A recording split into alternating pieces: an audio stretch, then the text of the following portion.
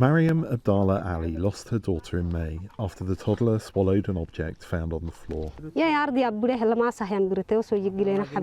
But when we went to the local health center, they told us they could not perform an operation on her because they didn't have the right equipment. They said we had to go to the city of Samara for the operation, but my daughter died on the way. Ali lives in the town of Berhale in Ethiopia's Afar region, where Tigrayan forces who occupied the region until April destroyed healthcare facilities before they left. The regional government says 60 health centres were put out of commission by the occupying forces, although Tigrayan forces and the Tigray regional leadership deny allegations. A doctor at the centre where Ali took her daughter said they no longer had the equipment to save her.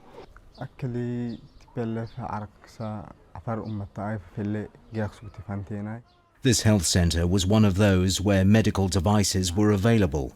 In the past, we used to perform operations because all the equipment and the medications we needed were here.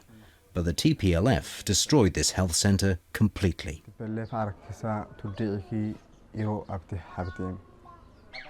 The Tigray People's Liberation Front, or the TPLF, did not respond to VOA's request for comment on the damage in the region.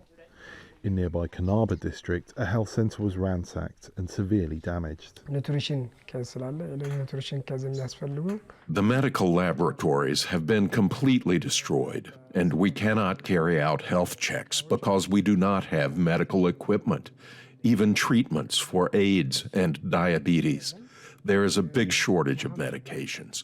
Also, the lack of electricity has a negative impact.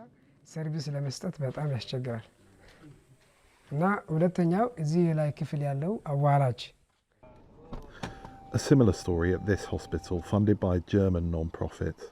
While the need for food aid in Ethiopia has been dominating the headlines, officials say there is a great need for medical services too. The UN's World Health Organization says that just 22% of healthcare facilities are fully functioning in Afar and the neighbouring Amhara region, compared to the period before the conflict began in late 2020. It's not clear how many medical facilities remain in each region. The World Health Organization says there is a life-threatening shortage of medical services in Afar towns, once occupied by Tigrayan forces. The WHO told VOA medical aid and food aid must be combined to be effective in Ethiopia.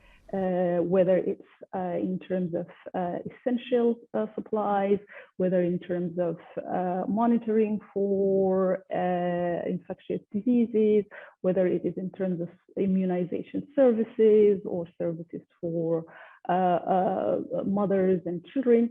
It's really important for these services to be provided at the same time as food. For Ali, aid came too late to save her daughter, but for others, there may still be time.